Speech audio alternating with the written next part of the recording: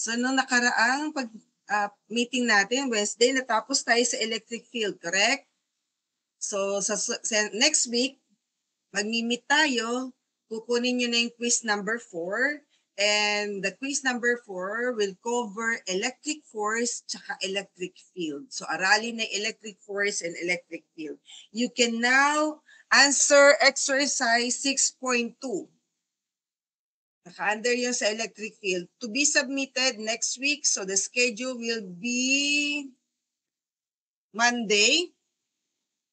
Yung 2 to 5 natin, kukunin natin yun. So FH 107 pa rin. Ano? So mag-exam muna tayo before you submit your activities para makatapos tayo agad. Magkakaintindihan po ba? Class? Okay, salamat po. O mag-proceed na tayo dun sa susunod na topic sa electric field. After electric field, ang pag-uusapan naman natin ay electric potential energy. Kapag sinabi natin electric potential energy, pinag-uusapan na natin dito yung voltahe niya, no? So, po pwede magkaroon ng electric potential energy ang isang object.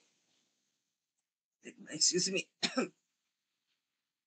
So, ang charges kasi, they accelerate towards one another, di ba? So, naghahatakan silang dalawa, palapit.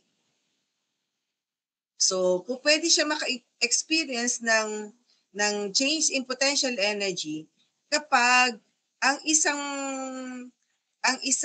hindi pala nakadikit pala yan. Ang isang charge ay nagmula sa point P, ililipat natin sa point R.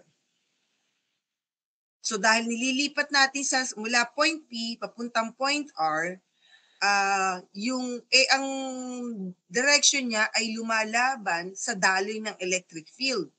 Nakita niyo ba tong electric field na to? Okay, this one. Ito yung electric field na to. From positive, di ba, ang electric field natin, sa positive palabas yung electric field niya. Samantalang sa negatively charged, papasok sa kanya electric field. Kung magkakaroon tayo dito ng test charge, sa point P, may voltage dito yon. Tapos ililipat natin sa point R. So therefore, it will require work. Okay? Kasi lumalaban siya din sa daloy ng electric field. Okay. So there will be potential energy. So paano kukunin ang potential difference? So meron tayong voltage dito sa point P at meron din tayong voltage sa point R. So to determine the potential difference between point P and point R, we have this formula is equal to voltage at point R minus at voltage point P. So meron, sabi natin, merong work na nangyayari, therefore may energy sa pagta-transfer ng particle wherein energy is equals to electric force divided by the charge. Siyempre may distance. So it will be multiplied to distance. Pag minultiply natin yung distance, magkakaroon tayo ng ED is equals to FD over Q. Okay. Wherein ED is equal to, ED, pag inilagay natin, cross-multiply, magiging W work is equals to electric field times the distance times the charge. Now, ED is also equal to voltage. Therefore, this formula can be also written as voltage is equals to work divided by Q. Okay. So napansin yung FD is equal to work. Okay. Voltage ngayon ay may unit na potential difference, electric potential V has a unit of volt. And therefore, that is also equal to 1 joule per coulomb. Bakit po equal? Kasi ang work natin has a unit of joule. At ang charge natin has a unit of coulomb. Now, take note of these formulas. I have here an example. The electric potential is 15 volts. So electric potential is 15 volts. Voltage, 15 volts. At point P. So point P, 15 volts. And 20 volts at point R. So voltage at point R is equal to 20 volts. Find the amount of work. So tinatanong ang amount ng work to be done kapag minove natin yung 250 charge. So meron tayong Q is equals to 250 microcoulomb from P to R. So from ito yung point P, ito yung point R, nandito si charge na 250 microcoulomb. Tinatanong ko ano yung work na kailangan para ilipat siya from point P to point R. So ano formula natin? Balik tayo doon sa diniscuss nating formula. Meron tayong voltage. May voltage tayo, may Q tayo, wala tayong W. Yun ang kailangan nating formula. So W is equals to, voltage is equals to W over Q. Therefore, W is equals to VQ. Ang problema, wala tayong V kasi dalawa to. Kaya kunin natin potential difference between RP or PR. That is 20 volts minus 15 volts. We have here the voltage PR is equal to 5 volts. So the work now is equals to 5 volts times the charge, which is 250, and micro is equivalent to times 10 to the negative 6 coulomb. Therefore, work now is equals to what? Work now is equals to what? 1.25. 5.25? Tama po ba? Opo. 5.25. 1 po, ma'am. 1.25. 1.25. Times 10 raised to negative 3. Okay, 1.25 times 10 to the negative 3. This is volt coulomb. And this is in joules. Okay? So that will be the unit for watts, for work. So, punta naman tayo kay current. So ano ba yung current? This is the motion of flow ng charges doon sa conductor natin wherein dapat ma-maintain yung electric field. So tawag natin dito, yung flow ng charge is the electric current.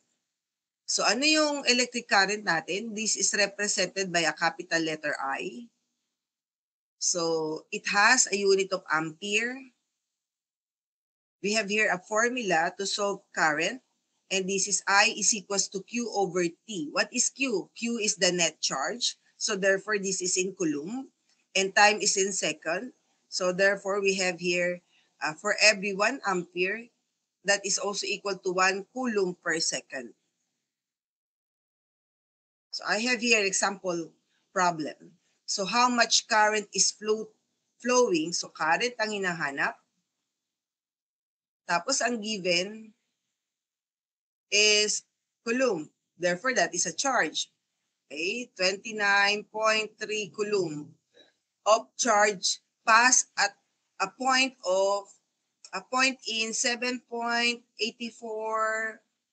seconds. So sabi natin, ay naku, madali lang to kasi all you have to do is i-apply lang yung given do sa formula. Kasi yun, that will be 29.3 coulomb divided by 7.84 seconds. Therefore, the current is what? 3.74. 3.74. And the unit is? Ampere. Tama, ampere. Okay, so sa current, pwede rin nating ma-measure siya gamit ang drift velocity. Okay, so yung velocity natin, yung direction ng velocity natin, same with the direction of the flow of our charge. So pag kinuha natin yung current, gamit ang drift velocity, so kailangan din natin yung cross-sectional area ng ating conductor. Okay, so we have here a formula of Q is equals to NQ, wherein capital letter Q is the net charge. Okay? The area times the voltage times time. Itong time na to, pwede nating i-transpose dito, tama ba? O, pag tinranspose natin niya, makakancel si T dito. So yung Q over T natin, di ba sabi kanina natin sa unang slide that is current? O, that is why, pwede siyang maging ganitong formula. Wherein, yung N mo is the particle unit volume or the free electron density. So therefore, pwede itong kung particle siya, pwede siyang electron per cubic meter. Pero actually, ito yung kinukuha lang natin na unit, no? And Q is in coulomb. Area is in square meter. Meter tayo ha. And V is velocity, that is in meter per second. So I have here another problem to apply that formula. So we have here a conductor, ang pangalan ng conductor natin, metal, conductor material, JX. So meron daw siyang free electron density. So ang density niya is, ano yung density natin? Yung N. That will be 10 to the 24 per cubic meter. So when a voltage is applied, the electron attain a constant initial velocity. So meron siyang velocity that is equal to 3 times 10 to the negative 2 meter per second. So we are asked to calculate the magnitude of the current. So the unknown is current. If the cross-sectional area of JX, A, is equals to 2.5 square centimeter. Now, ito yung isang concern natin, naka-centimeter siya, kailangan natin naka-meter. So, ang gagawin natin, we will multiply this for every 1 meter, you have 100 centimeter and dapat natin i-squared yung kasi naka-squared to. So, what will be the value of our area now?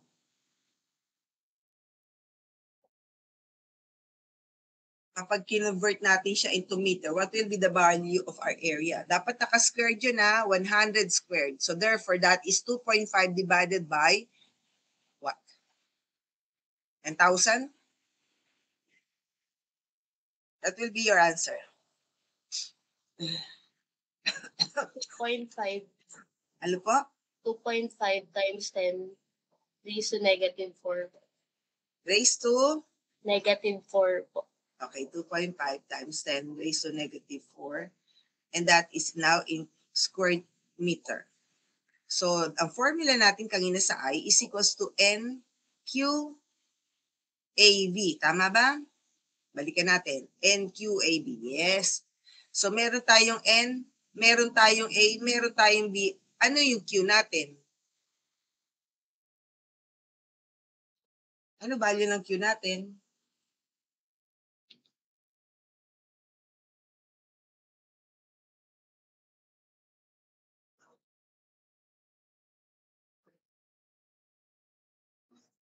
Ano po value ng Q natin? Pakitingnan uli yung problem. Makikita niyo sa kanyang, sa problem na binigay, nandun yung value ng Q.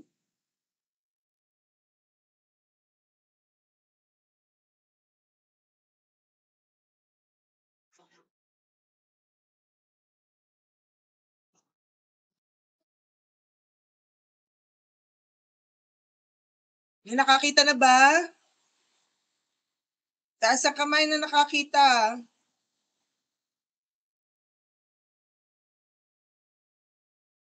Ang makakita, secretary, lagyan mo ng 2 points agad. No. O, ganun ang pag-a-analyze ang problema. Tingnan nyo, ha? Sige nga, asan yung Q natin dyan? Ano sabi sa problem?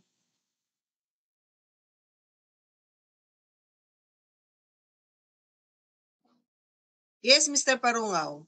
Paano mo nakuha yung answer na yan na 1.6 times 10 to the negative 19? Ma'am, nakita ko lang po sa module, ma'am. Ayoko nung gano'n. Gusto ko tingnan mo mismo doon sa problem. Sabihin mo sa akin bakit naging 1.6 times 10 to the negative 19? Na-analyze ko pa po, ma'am.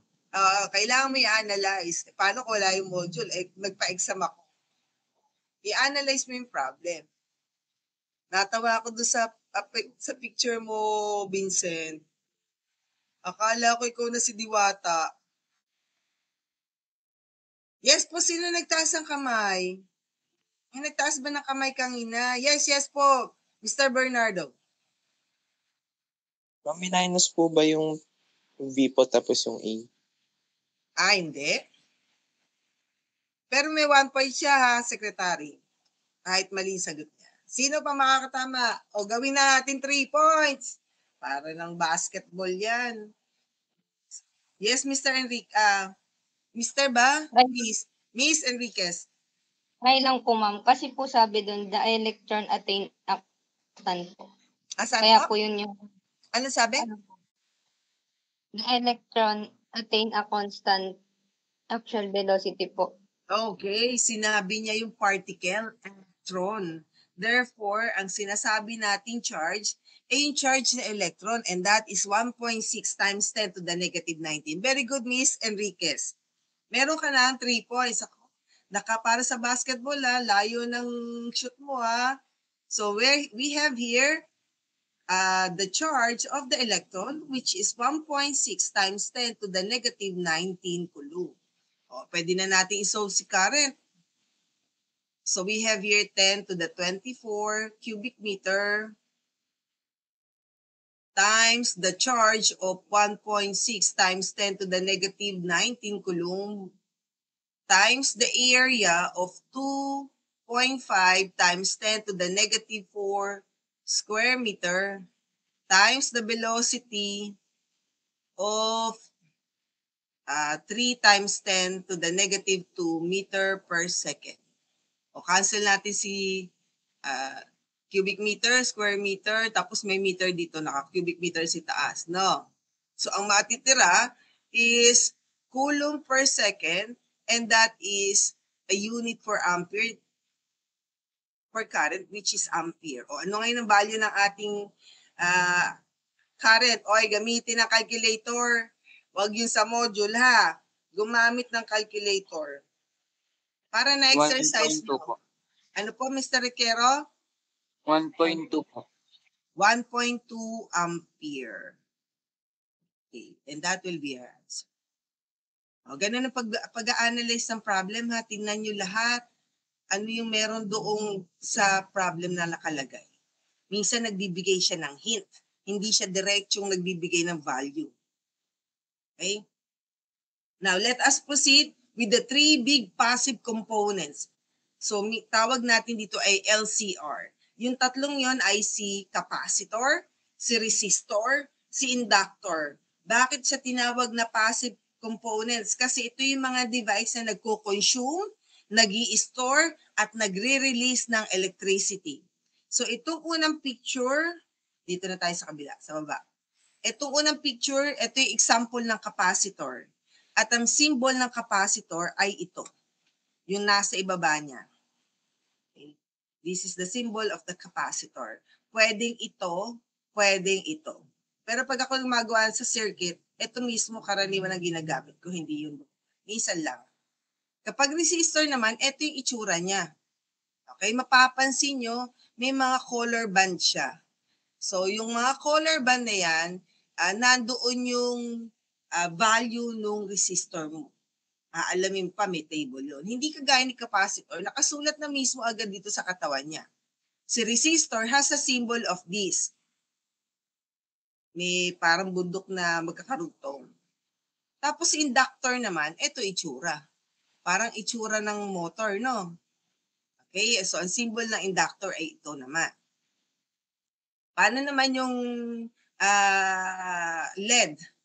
Kasi meron kayo activity na LED. LED bulb. So, ang kanya symbol ay ganito. Tapos may arrow doon. So, ang tawag dyan, LED. Okay, a battery is represented by this symbol. Pwedeng dalawa, pwedeng tatlo. Pwedeng isa. So, yung mahaba, yun yung positive side. Yung maikli, yun ang negative side. Tapos ang switch, pwedeng ganito. Okay? So ano yung important role ng capacitor sa electronic circuit? Kasi you will be dealing electronic circuit. Ay, MFE nga pala ito. Manufacturing pala. Okay. So, anong trabaho ng capacitor? Nag-charge siya at nagdi-discharge ng electricity. So, nagmo-monitor siya ng voltage sa same level. Tapos, nire-remove niya yung ripples. Yung ripples is kapag, di ba, galing sa 220, bababa yung voltage niya. May mga sobra doon. So, yung ibang sobra, minsan nagiging parang ripples siya. So, tinatanggal niya yun. Tapos, i-maintain niya yung constant voltage. Tapos, tinatanggal niya yung ingay. Sa resistor naman, nililimit niya yung o nire-regulate niya yung flow ng electricity, kinokontrol niya yon. So, para makapag-provide siya ng specific voltage at nag-a-adjust siya ng signal levels. So, an example of this resistor is yung switch natin sa mga ventilador. We call that variable resistor. So, kinokontrol niya yung flow ng electricity. So, nagbibigay siya ng specific voltage para mabigay sa iyo yung certain speed. So, sa inductor naman, ino-oppose niya yung change of current law. Kasi, pag meron kang flow ng electricity na nagkakaroon siya ng iba't ibang direction. So, kailangan ang flow niya diretso lang kasi maapektuhan yung electronic circuit. So, kailangan mo ng inductor para yung flow niya hindi magbabago, dire-diretso lang ang direction niya. So, ano si resistance? Si resistance ay yun yung opposition ng flow ng electric charge. So, makikita nyo dito sa figure natin, okay? Ito yung conductor. Tapos meron siyang less resistance. So, yung flow ng charge mo, diretso lang. Pare-pareho siya ng dami. Hindi kagaya ng mas marami ang resistance, para siyang sinakal. Mula sa malaking kalsada, biglang lumiit. So, konti lang ang pumapasok na electricity or charges. So, ano yung nakaka-apekto sa resistance na wire kung uniform yung kanilang cross-sectional area, yung kanilang diameter, no? Yung pinakabilog niya. Depende ito sa 4 na factors. Una-una, ano bang klaseng material yun? Baka mamaya, iron pala yun. Di mas malaki nga resistance nun kaysa kay copper. Tapos yung haba niya, length, gaano kahaba ba yun? Tapos ano yung cross-sectional area niya? Gaano kalaki yung conductor mo, yung material mo. Tapos ano yung kaya niyang temperature? Yun yung 4. So resistance has a symbol of R. Ginagamit natin na R para malaman natin we're calculating for resistance. At ang kanyang unit ay ohms. Ganyan ang symbol ng ohms. Ohm. Okay, pag marami ohms. So si resistance, ang formula niya will be equal to the resistivity of the material times the length of the conductor divided by the area. Okay. So si resistivity constant has a unit of ohmmeter. And the length is in meter. And the area is square meter. So kapag kinancel mo yan, matitira sa'yo sa resistance mo is ohms. Saan po makikita ito? Paano po makikita yung value na resistivity constant? Meron tayong table for that. For every specific conductor or material, may specific resistivity constant value siya. So, ito yung kanyang table. Kaya natin. Dito sa unang column, nandito lahat yung material. Okay? Sa second column, nandito yung resistivity ng material with the unit of ohmmeter. So, ohm meter. Ito ay minessure at 20 degrees Celsius. Okay? Tapos lahat ng nakalagay dito should be multiplied by 10 to the negative 8. So if you have your 2.82, that is 2.82 times 10 to the negative 8 ohm meter. Okay po? Tapos dito sa third table, ito yung temperature coefficient which will be discussed later. This is also measured at 20 degrees Celsius.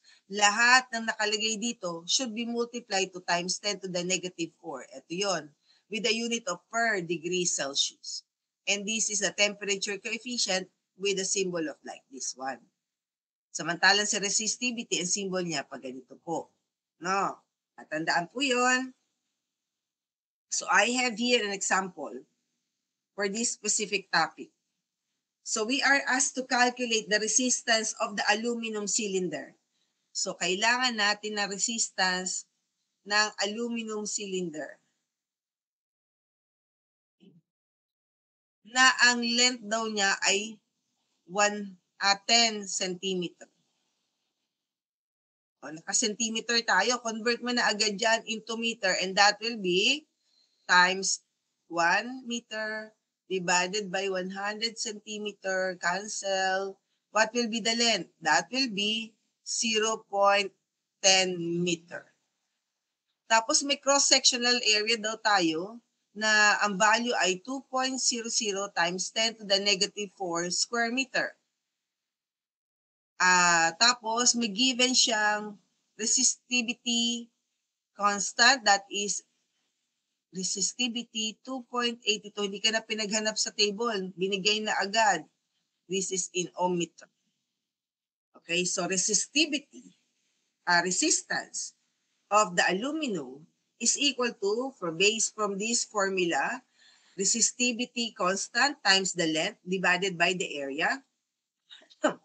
Resistivity constant times the length divided by the area of the material.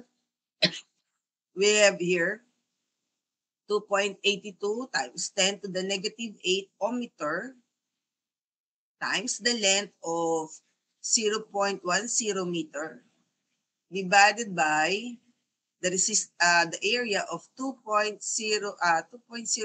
times 10 to the negative 4 square meter. Cancel si meter. The resistivity now is in ohms. What will be the value? 1.41 po.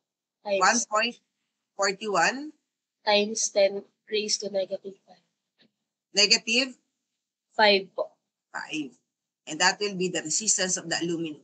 Sabi sa iyo, hinihingi pa rin niya. Paano daw kung ang resistivity naman gagamitin natin, resistance naman ng glass? So the resistance of the glass, same length, same area, but different resistivity. So the resistivity of the glass is 3.0 times 10 to the 10 ohm meter times the length of 0.10 meter divided by the total area of 2 times 10 to the negative 4 square meter. What will be the resistance of the glass in ohms? Ilan po?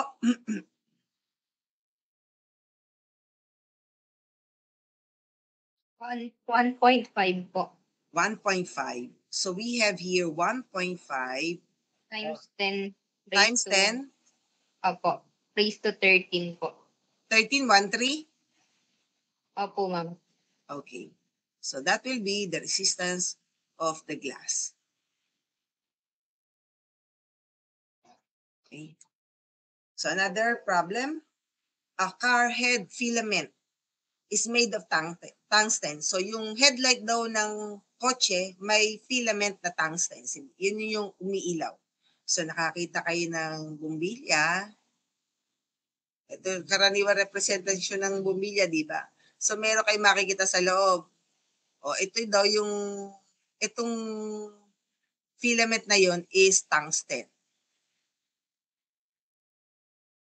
Meron siyang cold resistance or resistance of 0.35 ohms. If the filament is a cylinder, so the length is 4 centimeter. O, i-convert agad sa meter. For every 1 meter, you have 100 centimeter and this will become 0.04 meter. Okay? What is its diameters? Tinatanong ang diameter. O, paano natin gagawin yan? So, resistance, gamit ang formula ng resistance is equals to the resistivity times the length divided by the area. So, ang unknown natin is the area. Okay, area, kunin muna natin na area, is equal to resistivity times the length divided by the resistance. Ano yung resistivity constant ng tungsten? Yan natin si tungsten. Nandito ba? Ay, sorry. Ay. Tungsten. Ayun. 5.5 times 10 to the negative 8.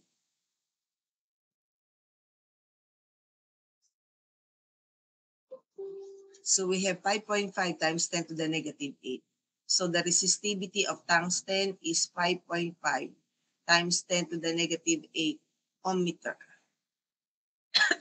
Therefore, the area is equals to 5.5 times 10 to the negative 8 ohm meter times the length of 0.04 meter divided by the area o divided by the resistance of 0.35 ohms. Area now is what? 6.29 times 10 raised to negative 9. 6.29 times 10 raised to negative 9 po. 9, and that is square meter. So ang area ng cylinder is 4 pi d squared. Tama ba? Pi d squared over 4 pala.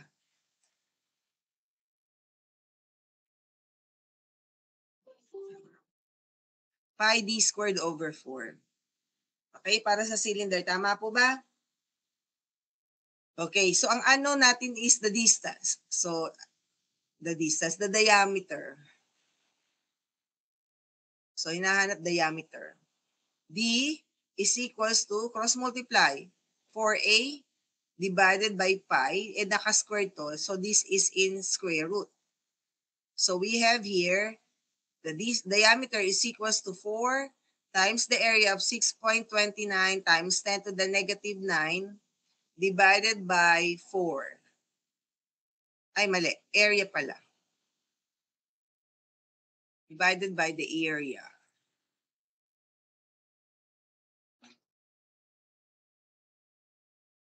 Tama ba ako? Area, tapos 4. Tama nga pala, 4. Pi pala, pi. And this is pi. So, gamit natin yung 3.1416. So, the distance, diameter is what? 4 times, 8.2. ano po? Negative 9 po. Ay, ma'am, wait lang po ba? Walang square root. Oo, square root mo muna.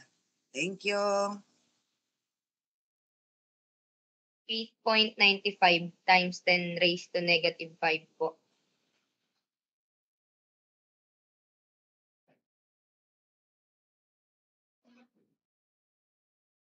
Okay, tama po ba yung sinulat ko? Tama yung pagkakaintindi ko, anak? Opo, ma'am. Okay, and this is our answer. Okay po. So, kapag ni-round off mo yun, 9 na yun. So, susunod naman yung temperature coefficient. Di ba may nakita kayo sa table kanina doon sa third column na may nakaganito. And that is the temperature coefficient of the resistance. Yan. Okay. So, paano formula niya? Kasi kailangan pa rin natin yung resistivity. Okay. So, the resistivity, this is the final resistivity is equal to the initial resistivity times 1 plus temperature coefficient times delta T. Wherein delta T is equal to the final temperature minus the initial temperature. So, pwede rin itong formula sa resistance. Halos pareho lang din sila. So, resistance, final resistance is equal to the initial resistance times 1 plus the product of the temperature coefficient and the change in temperature. Oh. So here is a sample problem. So a resistance thermometer which measures temperature by measuring the change in resistance of a conductor is made from platinum. So platinum tayo. It has a resistance, so may resistance siya na 50.0 ohm at a temperature of 20 degrees. When immersed in a vessel containing melting indium, its resistance increases to 76.8 ohms. So ibig sabihin ito yung initial resistance at ang final resistance after siyang i-melt kasama doon sa indium, naging siyang 76.8 na yung kanyang resistance. Ano daw ang melting point? So tinatanong, so therefore this the initial temperature. Ano daw yung melting point temperature of indium? So given ang temperature coefficient which is 3.92 times 10 to the negative 3 per degree Celsius. So meron tayong resistance, may temperature tayo, may coefficient. So anong gagamitin natin formula? E yung resistivity. Resistance, final resistance is equals to initial resistance times 1 plus temperature coefficient times delta T. Okay. Kunin ko muna yung delta T bago tayo mag-T minus T sa buo kasi unknown yung final temperature. Okay po. So, ililipat ko tong si R sub O sa, hindi, distribute ko muna kaya para mas madali. Distribute muna natin dito. So, R is equals to R sub O plus, pag R sub O times itong side na to, this will be R sub O, temperature coefficient, delta T. Okay, lipat ko ngayon ito sa kabilang side of the equation. So this will become R minus R sub O is equal to R sub O, temperature coefficient, delta T. Itong dalawang to pwede kong i-cross multiply. So this will become R minus R sub O divided by R sub O, temperature coefficient, is equals to delta T. So pwede kong kunin ang value ni delta T. So delta T is equal to R, 76.8 degrees Celsius minus 20 degrees Celsius divided by 20 degrees Celsius times temperature coefficient of 3.92 times 10 to the negative 3 per degree Celsius. Cancel to. Matitira yung degree Celsius sa itaas. Change in temperature is now equal to what?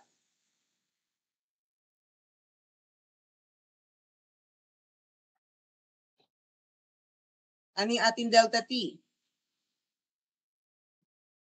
722 po. 700. Ilan? 722.65.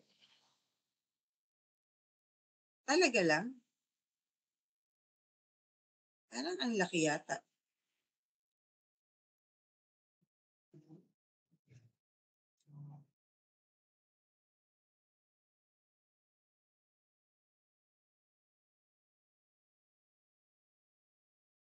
$724, di ba? 724.40. Yes, po.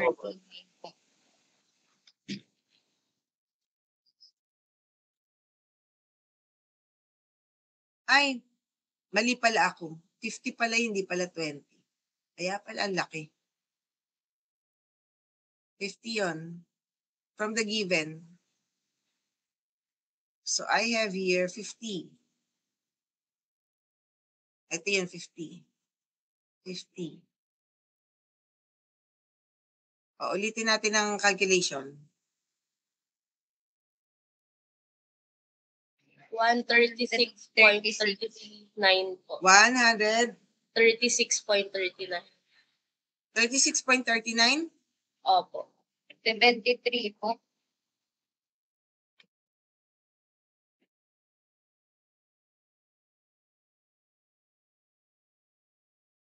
Bakit ang calculation ko ay 37?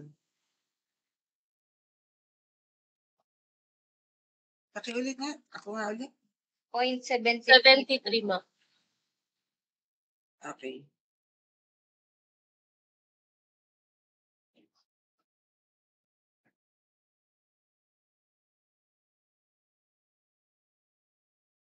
Uy, 136.73.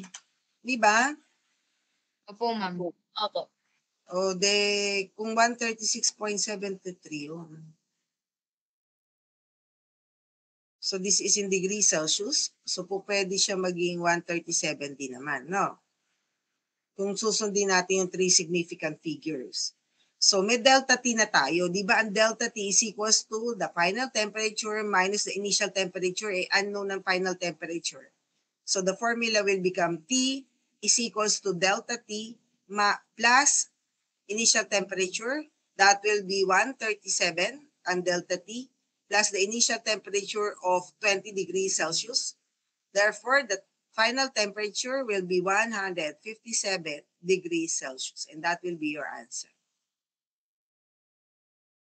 Okay, question? May tanong po, pwede na tayong mag-move. Okay.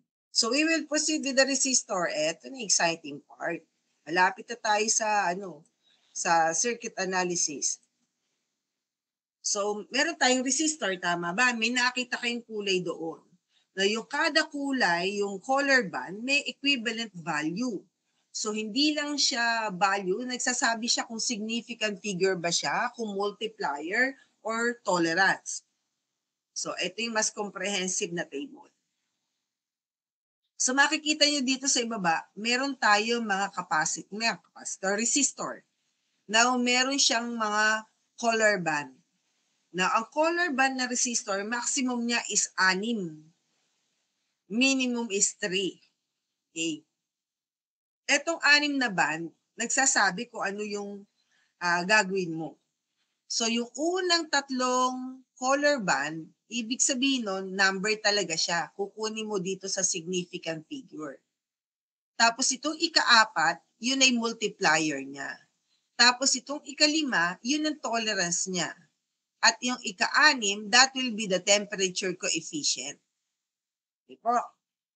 So, paano basahin? Meron tayo ditong orange. Ang sabi sa orange, sa unang linya, 3. Kaya meron kang susulat na 3. Susunod, this is red. Sabi dun sa red, ikalawa, 2. So, meron ka ditong 2. Susunod, brown. Ito yung color brown. Ito yung brown. So, that is 3, 2, 1. Tapos, etong ika-4, sabi niya multiplier, and that is also what? Anong kulay ito? Times 10. Ito yun, brown. Times 10. Times 10. Tapusin muna natin doon. That will be 321 times 10. That will be 3,210 ohms. Masyadong mahaba. Pwede natin i-move yung decimal point niya. 1, 2, 3. This will become 3.21 times 10 to the third ohm. Yung times 10 to the third is kilo. Kaya pwede siyang isulat na 3.21 kilo ohms. Ika-5, that will be the tolerance. Anong kulay niya? That is brown. So tingnan mo yung brown. Ito yon. Sabi 1%. So, dapat isulat mo 3.21 times 10 to the third plus or minus 1%. Tapos, meron siyang temperature coefficient. Ang kulay niya ay red. Punta ka dun sa red. Ito si red. Nakalagay 50. So, lalagay mo 50. Ito yung unit niya, ppm per Kelvin. So, 50 ppm per Kelvin. So, therefore, this 6-band resistor has a value of 3.21 kilo ohm plus or minus 1% tolerance with a temperature coefficient of 50 ppm per Kelvin. Okay. Paano pag 5 color band naman yung resistor mo? So yung unang 3 doon, significant figure. Ika-4, multiplier. Ika-5, tolerance, wala siyang temperature coefficient. So, ano yung una? Green, 5. 5 tayo dito. Ano susunod? Red. Meron 2. Susunod, brown. Brown is 1. Kaya meron kang 5, 2, 1 dito. Ang black mo, multiplier niya, black, is times 1. So therefore, 521 times 1 is equals to 521 ohms. Ano kanyang multiplier? This is brown. Punta ka doon, that is 1%. Therefore, this is plus and minus 1%. Ibig sabihin, ang minimum niya ay minus 1% sa value niya at ang maximum niya, tolerance, is plus 1% dun sa value niya. So number 4, number 3 na sample ng resistor, 4 band. Kapag 4 band, yung unang dalawa is your significant figure, yung ikatlo, multiplier, yung ika-apat na nasa dulo is your tolerance. So ang una natin ay gray. So ang gray has a value of 8. Tapos red, 2, 82. Tapos ito ay orange times 1K. So ang lalabas, 82 times 1K times 10 to the third. Tama ba? Okay, so pwede mo siyang isulat ng 82 kilo ohms. Kaya meron kang 82 kilo ohms dito. Ang tolerance niya, gold. Ito yun, 5. So this is plus minus 5%. Last one, 3 band. So yung 3 band natin, yung una nating number, siyempre, significant figure pa rin yun. Okay? So this is orange, 3. Yung ikalawa, orange ulit, 3. So may 33 ka. Tapos susunod ay brown times 10. So 33 times 10 is equals to 330 ohms. Kaya may 330 ohms ka dito. Walang nakalagay na kulay dito sa dulo. Ibig sabihin, none. Pag none, tingnan mo yung value, that will be 20% ang tolerance niya. So therefore, this is plus and minus 20%. Naintindihan po? May tanong? Ganon po magbasa ng resistor value. Nagets po ba? Okay. So, yung sa susunod na mga PowerPoint dito na slide, ini-explain niya uli sa inyo kung paano basahin yung resistor color band natin. So, I have here an example. Kunin ko muna ang kulay nito.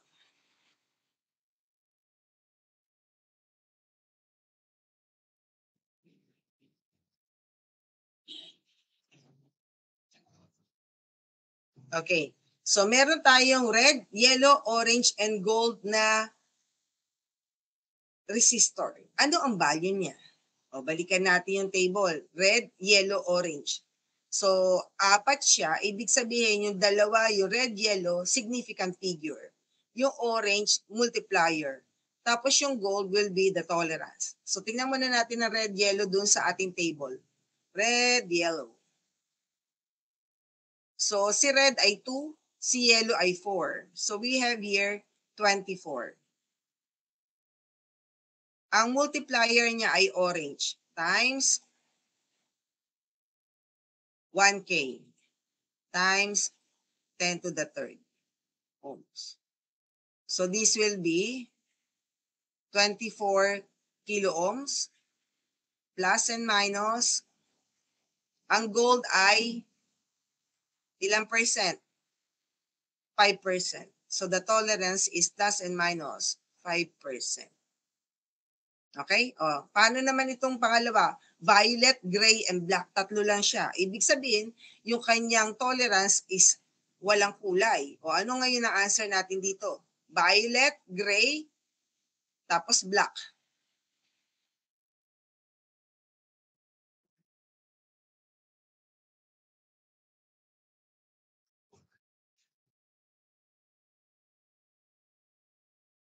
So, ngayon, ano answer?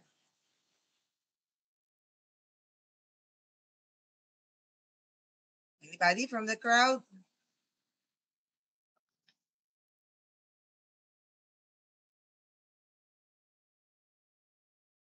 Violet, gray, ano po?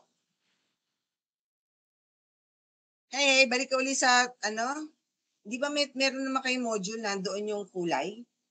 O, tingnan nyo ano yung ibig sabihin nito. Tatandaan, dahil tatlo siya, yung violet, gray are significant figures, yung black ay multiplier, at yung tolerance mo, walang kulay.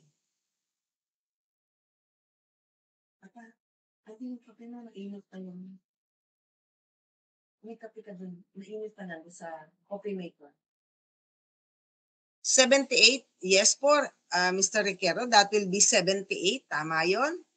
And what will be, so we have here 78 ohms. Ano tolerance niya? Plus or minus what?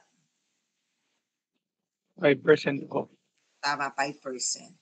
Okay. So, i-end ko muna dito yung ating klase.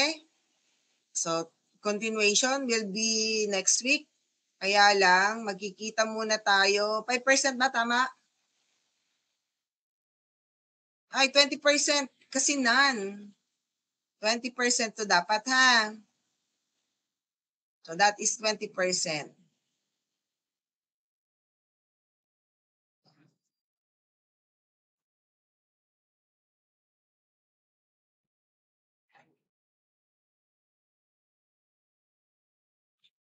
Okay po? May tanong. O, try niyo sagutan itong mga nasa ibaba na to.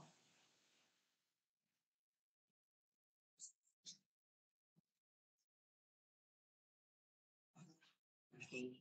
So, magkita tayo sa Monday.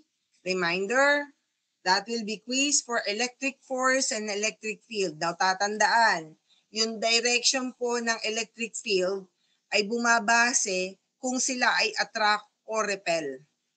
Okay? So, attract kapag unlike sign, repel kapag like sign. Hindi kagaya ng electric field.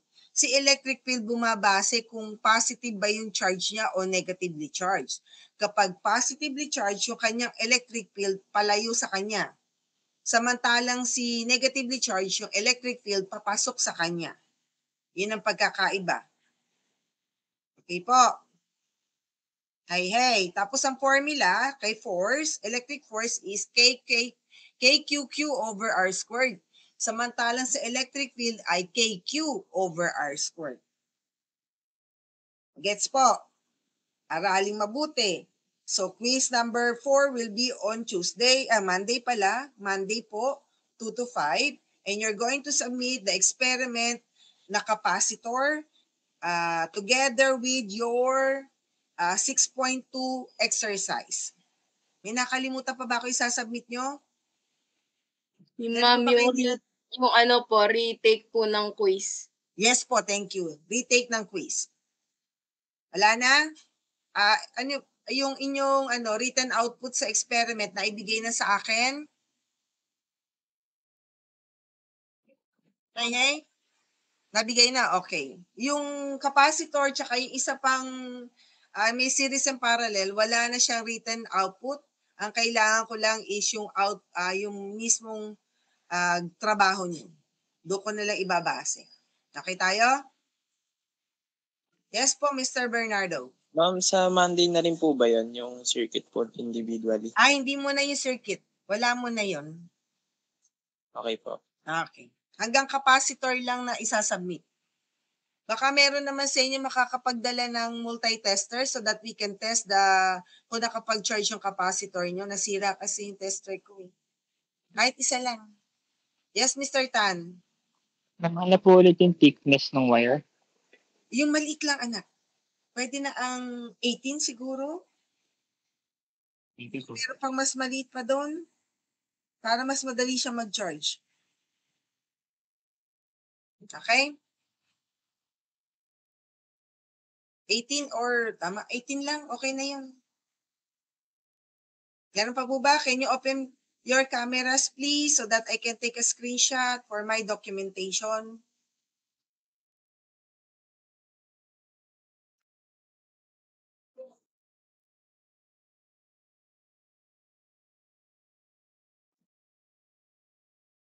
Kape.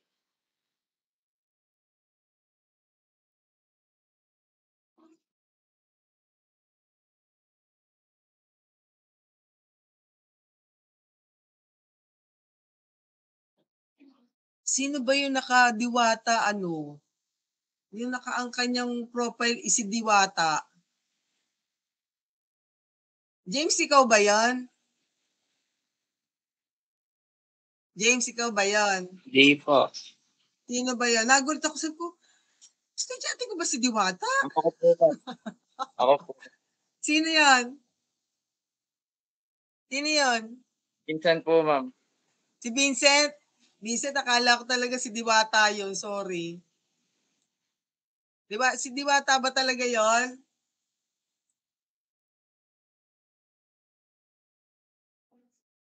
Okay na po. Bakit ma'am, order po kayo pares? Order nga sana ako eh. Magkano ba ang paano? Ang ba yan? Ang tawag din pag-deliver. 2 order. Okay na po. Pagbilang ko ng 3, nakasmile na kayong lahat. 1. 2. 3, smile. Okay, I'll see you on Monday ha. Nagdala kayo ng tubig. Bye-bye. Mag-review mabuti.